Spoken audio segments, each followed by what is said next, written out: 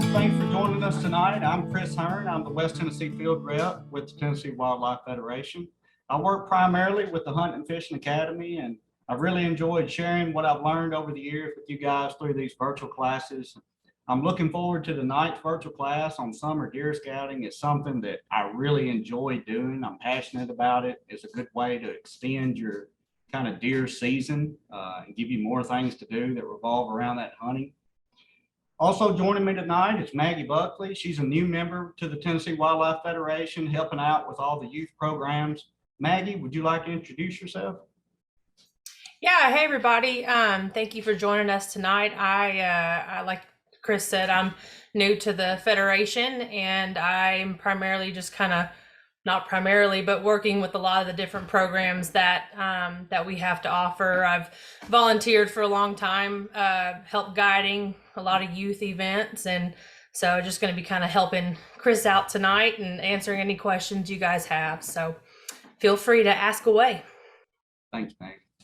So I'm going to dive into some of our material that we're going to cover tonight, and this is just an overview, but summer scouting for deer is a very broad topic.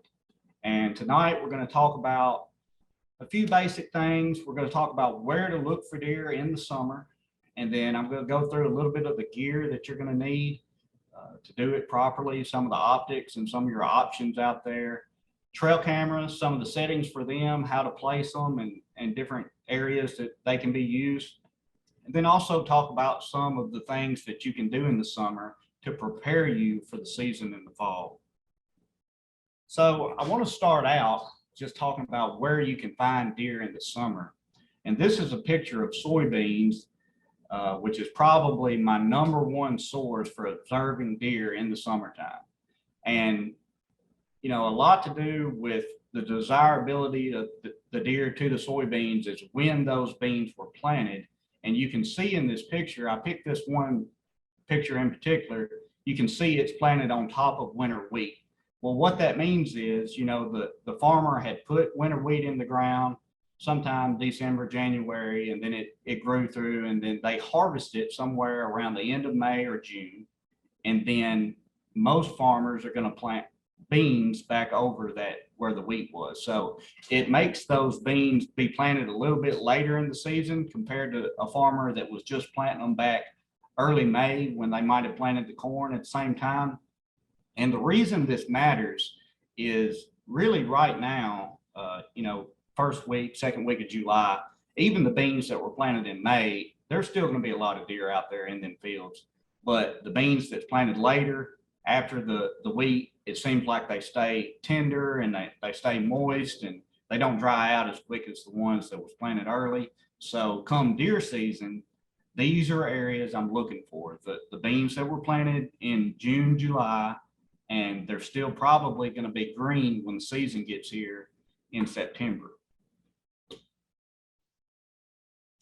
Then here's another picture of just soybeans, and if you're out scouting and what you're going to look for as far as what deer browsing on beans is going to look like. And you can see where they've actually nipped the tops. Primarily this time of year, they're eating the leaf. They're not eating the bean pod, where in the winter, when they're more after the carbohydrates and they're trying to produce, you know, enough energy to get through the winter, they will start eating actual beans.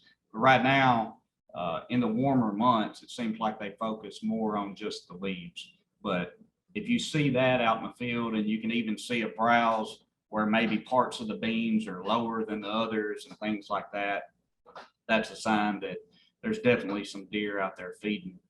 You know, being from West Tennessee, there's a lot of agriculture, and a lot of my summer scouting revolves around, like I said, the beans, and there is a little bit of, you know, clover, and there's pastures, and there's different things that those deer are going to go to. But in West Tennessee, compared to different parts of the state, you know, there is non-agriculture things to look for. So with Tennessee being so vastly different from the west part in the alluvial valley, and even where I'm at right around region 1 all the way to region 4 in the east, things change a lot. I know you guys don't have as much agriculture over there, but there is things to look for. Alfalfa, deer eat a lot of kudzu. You know, they they can bed in it and stand up and browse and basically lay right back down. And then also different kinds of fruit and apple trees, things like that is a great place to find deer in the summer. But my best advice to you is, deer scouting in the summer is done a lot from a vehicle or things like that. Whether you're driving through WMAs or you're out on your private properties on a Ranger or something like that. Once you get keyed into a certain area, then you can spend more time watching one particular field. But a lot of summer scouting and doing an inventory is staying on the move until you at least figure out what the food source is and things like that. And I want to mention that this is a great time to involve the rest of the family. It's fun to get the girlfriend and wife out and just take a late evening cruise through the wildlife management area and look at the deer, and the kids and everybody enjoys it. It's a time that you guys can talk about it.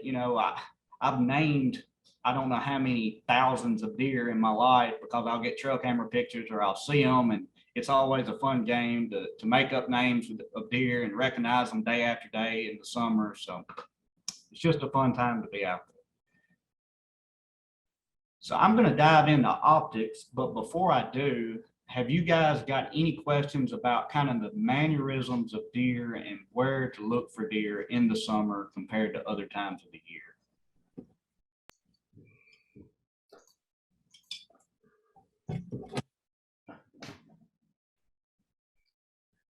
Okay. If you guys don't have any questions, I'm going to dive into kind of the gear that you're going to need to successfully do some summer scouting, at least like I do it. So what's pictured here is you've got binoculars, which when I'm looking at a field, the first thing I'm going to have around my neck is my binoculars. I'm going to scan across the field. If I see a buck or I see something that needs more attention and I have time to do it, that's when I'm going to get a spotting scope out. That's going to allow you to really tell, how big of antlers are on a deer, or maybe even the age of a deer out to 400, 500, 600 yards with the spotting scope. And then that little thing down there on the left is probably the best $30 I've ever spent. And what that is it mounts on your window, and then it screws to the bottom of that spotting scope or camera or whatever you want to use. So you can roll your window down, leave about 2 inches sticking up, put that little bracket on there, and when you pull up to a field, if you're driving through a wildlife management area or through your private farm, you can never get out of your vehicle. And normally, if you get the truck stopped or car stopped, those deer will tolerate it, especially this time of year, because they're not getting pressured, and you can just sit right there and view them from your vehicle. Another thing that I've learned to be a very useful tool is video cameras and ways of videoing and taking pictures through a spotting scope or through your binoculars. So that little, I guess you could call it an iPhone holder, a phone holder that snaps on to your spotting scope there. I think that's called a phone scope. Maybe there's several different brands out there. They're pretty reasonable right now. In a pinch, you can manually hold your phone out about 2 or 3 inches from the viewfinder on your rangefinder or on your spotting scope and be able to get a pretty good picture or video like that. And then also your just regular video camera. And it don't have to be something that is optimized for videoing wildlife. I mean, this can be just your general video camera, which I know most people this day and time is just using their phone for everything, and that's fine. But the reason why it's important to have something to take pictures or have videos, one, you're able to document the deer you see, and we're going to talk about why documenting and doing an inventory of specific deer and numbers of deer is important later on. But you can document those deer. You can tell one day to day if it's growing, and tell it apart based on its antler formations, or maybe it has a cut on its ear, and you have that picture and video to fall back on and use it as a management tool. Also, it saves lots of time when you're riding in the evening. Let's just say you've got a window when the deer really start moving 45 minutes right before dark, and you can only be at one place at one time. So if I pull up to a field, there's $10 out there. I can take a video camera. I can video each one of those 15 seconds, and then I'm on to the other field and glassing another field and doing the same thing again. When I get home, then I've got the video to go back and say, man, that one deer in that field looked pretty good. Let me go back and see the video. But I didn't spend 10 minutes, looking at that particular deer. So that's a little trick I've learned. So if you guys got any questions about glassing deer in the summer, so we've talked about where to find them and kind of the strategy for riding and staying mobile, and then what you're going to do when you get there as far as your optics and ways of taking pictures and videos. Have you guys got questions on that so far? No, I haven't seen many questions, but another thing is, the summertime's a really great time to make sure all of your stuff works. All your tree stands and everything like that how to get up in there, safely and properly. And it's a good time of year to practice all your maneuvers before you get out there in the middle of, the early morning and try to set everything up and you don't know what you're doing. So. So I do see a question Jessica asked. I was wondering if trying to find a bedding area or late season scrape is worth it, and recognizing deer and cataloging them. So bedding areas, definitely. Normally, there is some what I call community scrapes that deer will use year round. The only reason I don't put a lot of emphasis on like patterning, paths and things like that. A lot of times the bedding areas will stay the same and you'll have a home range of those deer that you're seeing out in the fields. But normally in October, when those deer start to get pressured, they change their mannerisms so much that a lot of, the stuff that I built my plan on in the summer is now changed. Now that's not, and that goes back to saying, I would say bedding area is definitely worth taking note of. That could stay the same, but as far as their food sources and their travel paths, normally it's going to change quite a bit. Chris, we have another question. Somebody asked, is there any certain type of brand of a spotting scope that personally that doesn't break the bank, so to speak, that's kind of a reasonably priced, but still a good piece of equipment? We at Hunt and Fishing Academy have had a couple different donations. We've got some from SIG and we've had some from Vortex. I personally use Bushnell.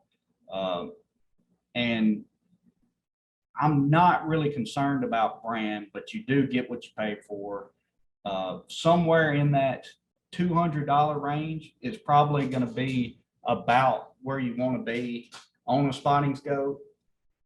There is some cheaper ones. I know the very first spotting scope I ever had, I think I gave $100 for it. And I used it for probably 10 years. But once I upgraded, I thought, man, I wish I would have done this a long time ago, just because what you're going to deal with, you got humidity. And when you zoom in on a spotting scope in the summer, there's so many things in the air and different things that influence that picture through that spotting scope, especially in the summer, that the quality of lenses and being able to really fine tune your adjustments and get steady, it really pays to, I ain't saying you got to spend $1,000 on one, but that $150 to $250 range is pretty good.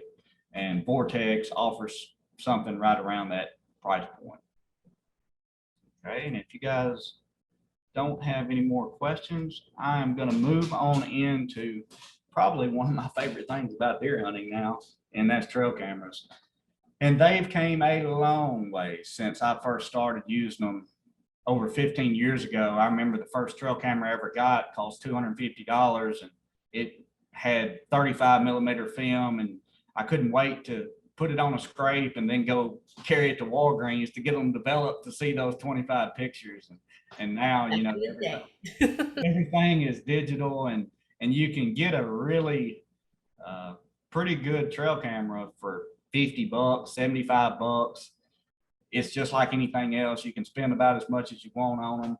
I personally run, it's a Muddy camera that's found at Academy, and I've had some pretty good luck with them. I think they're $35, and run a SD card somewhere around the 8 GB, and just lithium AA batteries are really an asset for them. But it's not a necessity. They're pretty pricey, but you can buy a 60 pack of AA's at Lowe's, I think Rayovac, for about 20 bucks. So in this day and time, you can have a complete setup and ready to go for 60, 70 bucks. Some of the considerations that I look at when I'm going to purchase a trail camera is going to be obviously the price, trigger speeds. You can look at different manufacturers' trigger speeds, and what that is from the time that it's tripped through motion to the time that the picture is actually taken. Most of them are running under a half a second now, which is pretty good. And then the ease of use. I don't want something that's so complicated I have to hit 15 buttons just to be able to get it on a tree. And that goes back to that Muddy I'm talking about. It's got some built-in settings where you could just pick one, and that's pretty much what I always do, set my time and date. Other options is almost all trail cameras this day and time are infrared. They got away from nighttime flashes, but they still offer blacked out infrared or non-blacked out. You can even see that in some of those pictures. And then the last consideration is just what you're looking to do with it. I'm going to cover that in the next couple of slides, but that's talking about, are you going to shoot video? Do you want time lapse? Or are you just going to be strictly on motion? So some of the very basic trail camera settings, the PIR mode, that's what I'm talking about. That is motion detected. So if a deer or whatever you're after walks in front of it, it's going to trigger that picture. And then another tool I really use it more during turkey season, but there's what's called a time lapse mode. And what this is going to do is I can make a setting on that trail camera that says, okay, from 7 a.m. until 5 p.m., take a picture of this field every, 2 minutes or 30 minutes or whatever the case. And what that'll do is, I can kind of see what parts of the field the groups of deer are, or the turkeys, and then maybe even go add another trail camera to that specific spot. Normally on time lapse, the deer turkeys are going to be possibly too far to tell exactly if they're bucks or does or gobblers or hens or whatever. Because when you zoom in that far, it's going to pixelate. But it does tell you a story of when they're coming out and where they're coming out. So that is one tool I like to use. When you're going through your settings, you also can change the delay. So if it takes a picture, it's going to wait so many seconds before it takes another, if the motion is still in front of it. I generally, in the summer, run mine about 15 to 30 second delay, just to kind of preserve battery and not have to go through a lot of duplicates of getting a deer every time it moves its head and things like that. Photo burst also, you can shoot 3 pictures, boom, boom, boom, back to back. And if you're trying to get multiple angles on a certain buck, maybe this is a tool, but I keep mine on one shot. You also have video settings, and you can change the length of video. Most of the video does have audio, so it's kind of neat to get a video of a target deer. And then you can also sometimes change the resolution. The only advantage I see of shooting a lower resolution is if you was running lithium batteries, you would put your cameras out, you wouldn't go check them for 4 months, and you wanted to cut down on your storage on, let's say, a 4 or 8 gig card, and you were worried about how many pictures it would hold, then you might could cut down your quality of your image. But for the most part, I turn it all the way up. So Chris, we didn't have a trail cam question, but somebody, I think you're about to get into it, was just kind of asking, what would you consider typical behavior in the summertime for deer? Right. Well, deer behavior in the summer is all about survival and preparing for the winter. As you go in October, November, you're starting to have the hormones boosted, and they're going into kind of a rut phase and a breeding cycle. But in the summer, they're trying to build up their fat to get through the winter. And quite frankly, they just don't have to move a lot. They've got enough food there's food everywhere you look. They can eat so many different plants, and then there's cover everywhere. So those deer in Tennessee really have poor home ranges that sometimes is less than quarter of a mile. I find I can take a 600 or 700 acre farm, put 4 sets or 5 sets of cameras. Let's just say you were looking at a square and you're looking at putting them in the corners, and I'll get completely different groups of bachelor groups of bucks. They're just not roaming much. So as far as just general summer behavior, they're all about food. They're all about staying cool. Sometimes, it's hot and those deer ain't going to move until the last 30 minutes of dark when it gets up into those 100-degree days, especially it seems to be the bucks. And then also, just like in this picture, bucks are together this time of year. And I keep saying bachelor groups of bucks, and that's what they are. They're buddies all year round till October rolls around, and then they're off chasing does and they split up. And this all occurs sometime right around the month of October, going into November. You very rarely see 2 bucks together. So. But to touch a little bit more about this picture, this is a trail camera picture, and it was taken over beans. And this is probably my favorite way of using trail cameras. You can put them on a food source, goes back to the clover, the orchards. If you got a pink spot onto a food source that you can hang a trail camera, put it out there. If you are hanging it in beans, got to get it on up above where they're going to grow. That way you're not getting pictures of the tops of the beans. And another trick that I've learned is either carry you some kind of loppers or handheld shears, and possibly even a little bit of Roundup, even in a spray bottle, to be able to spray the grass and the vegetation right around that tree where you're hanging that camera, because it's amazing how quick in the summertime the grass and stuff will grow back up in front of a camera. And I've done it a million times where I hang a camera and I'm all excited about what pictures I'm going to get of the deer, and then I go back 3 weeks later to pull that SD card to find that there was a Johnson grass that I missed that sat there and got back and forth in front of or kudzu or poison ivy. I got 3,000 pictures of a blade of Johnson grass instead of the big buck I'm after. So that's a pretty valuable tip. The second way, and this has really changed for us over here in West Tennessee with CWD and not being able to use mineral licks. For years and years and years, I was able to do an inventory of deer on mineral licks. And now with CWD restrictions in those counties, you can't use mineral licks. The rest of you guys across the state are going to be able to do this, but you can put out a mineral lick, which there is a million different versions of it out there. But what it comes down to is almost all of it is some salt based. It's going to be 98% salt. And Trophy Rock, I got it pictured there. That's a pretty good one. One of the more popular ones. Some of my favorite was Lucky Buck. It was good. It was actually something that they would eat on top of the ground. Then it would go in the ground. They would continue to dig at it.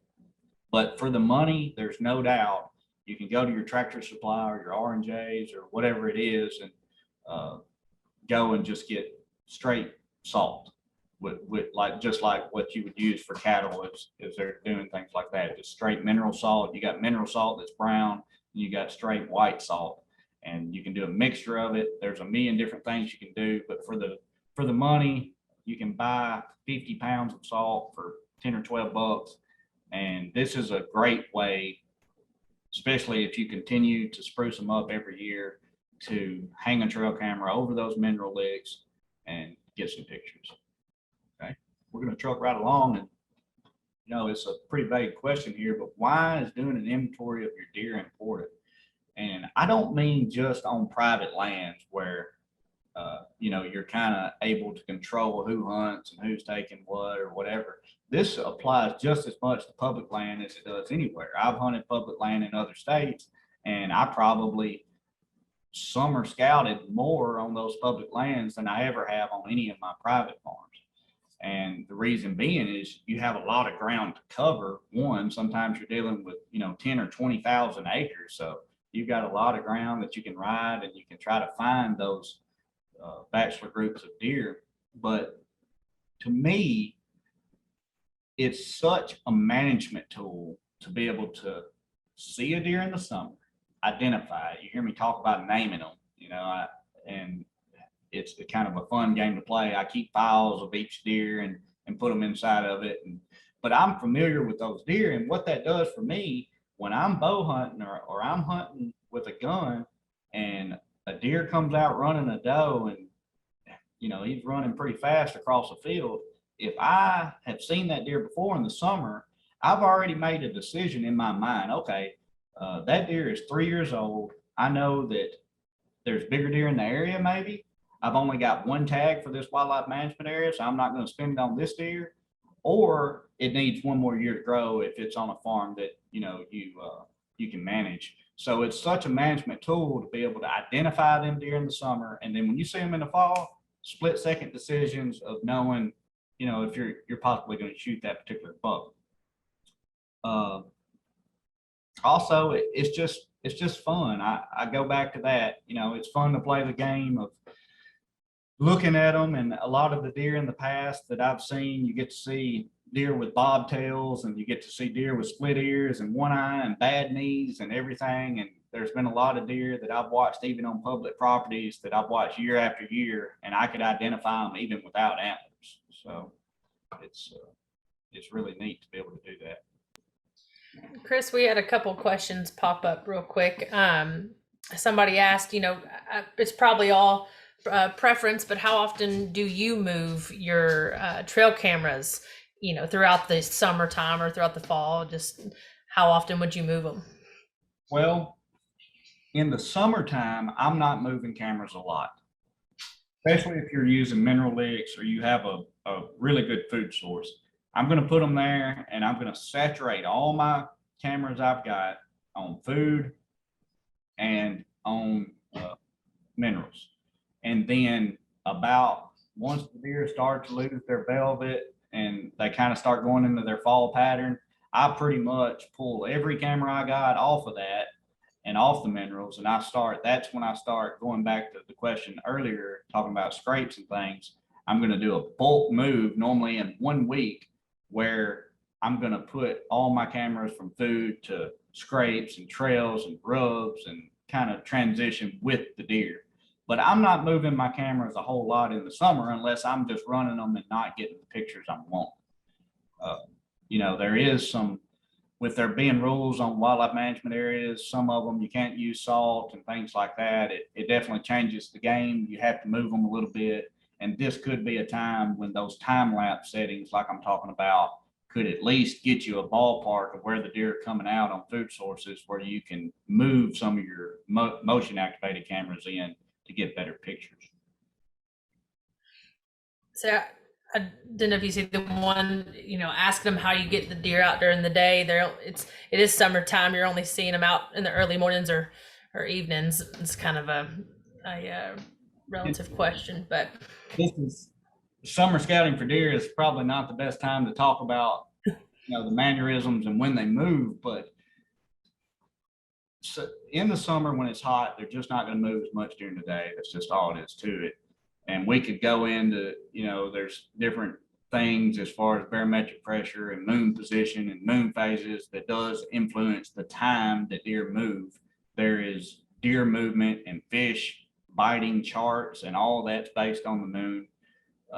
But more than any of that, and I wrote a magazine article once that talked about just wanting to find a deer that has a diurnal personality. So in other words, they move during the day and not at night. And I kind of used the example of just like humans. You got some that get up early in the morning and then they go to bed early at night. Then you got some people that stay up all night and sleep all day. And I find that deer are a lot that way. And this goes back to what I'm talking about. When you start identifying individual deer based on their antler formation or whatever helps you track them year to year, I've watched deer with personalities of moving in the morning, moving in the evening. But as far as doing something, as far as your habitat to try to make them move more during the day, it's going to be very difficult. You can put food and you can place your food plots and things like that closer to bedding areas. And sometimes that'll help to get deer out, you know, during daylight, but it's just, it's really a tough thing to do, and especially in the summer. Yeah, you had another question about an elk question. It says, how does camera placement change when in areas that have elk? Like, do the elk movement, does it chase off the deer or trails that the deer would be normally? I'm probably the least. West Tennessee. Now I have hunted, you know, I've hunted elk, and I've hunted elk in places where there's deer. And to me, and this is strictly in the western states, the deer and the elk do not influence each other whatsoever out there. What does influence those deer and elk out there is cattle. And I find that, you know, they normally avoid areas where there's grazing by cattle. But in Tennessee, I really can't say. You know, I don't think that with, I don't think they're going to influence each other really. I think there's a good chance they're both going to be utilizing the same, you know, food and resources, and they just have to commingle. But all right, guys, if that's all the questions up to this point, I'm going to move into just a little bit. Maggie kind of touched on it. It's really a time in the summer when you can do stand preparations. You can practice with your bow. You can practice with your equipment. You can even shoot your bow wearing the same clothing that you're going to be hunting early fall with. But hanging stands.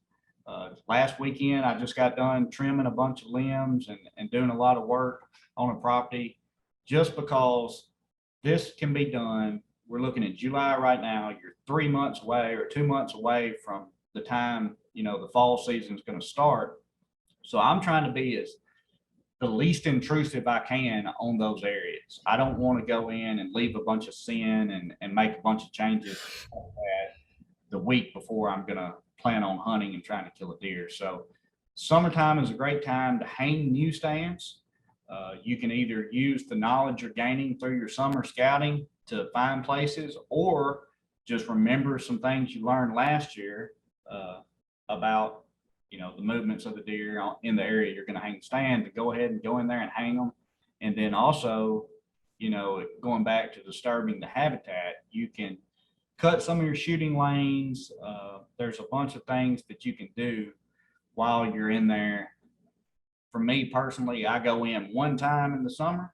I pull right up to it with a four-wheeler ATV, whatever I'm allowed to do. If it's on public ground, sometimes you can't leave stands or you can't cut any stuff. So, you know, it does change a little bit depending on if you're on public or private land. But on private land, I'll pull the ATV right up to it, go ahead, hang that stand, cut any limbs that I think could be a factor in the fall, and then I get out of there and I don't go back until I get a good wind for that area in the fall. So one thing, it's very noteworthy, and I keep talking about the fall hunting season, but we're very fortunate in Tennessee that over, I think it's about 3 or 4 years now, we've been having this early season velvet hunt. And this is going to be August 27th through the 29th. These deer are still, they have their velvet on their antlers. Very few have shedded at this point. And when you're talking about patterning deer and how I was discussing the summer patterns compared to fall patterns and the way it changes, this right here is right towards the end of summer patterns. But you can watch deer all summer in July and August and then apply that pattern to this early season velvet hunt and be pretty successful. It's probably the best 3 days, in my opinion, of harvesting a mature deer in Tennessee. In CWD, we're able to shoot a rifle now, and then also in other parts of the state, I think it's archery only in most other parts of the state. So, and then also there's some regulations revolving around the public lands. I know that Region 1 has opened up some of their public lands to help manage CWD, but you're just going to have to look at it on a area by area basis. So if you guys got any more questions about anything I've covered, I feel like I really cut it down. I could have probably talked for 2 hours about it, but I wanted to at least get enough to initiate some questions maybe. I know it's a hard topic to just skim over, because when you love it, you could spend all day talking about it. And there's one thing here. I know some of you guys could have possibly joined this virtual class and was looking more like habitat management type stuff. And there's a ton of things you could be doing in the summertime as far as planting food plots and things like that, habitat improvement type stuff. And I didn't dive into any of that. Jeb and Wade are gonna go into some of this stuff on July 20th at 6:30. Wade he's the owner and operator of Heritage and Habitat LLC, and he's gonna lead us through some of the practices that you can implement on your properties. And a lot of these is gonna be things that you can do in the summer. So hopefully guys that's wanting to learn more about habitat management, things you can do in the summer, will join in on that.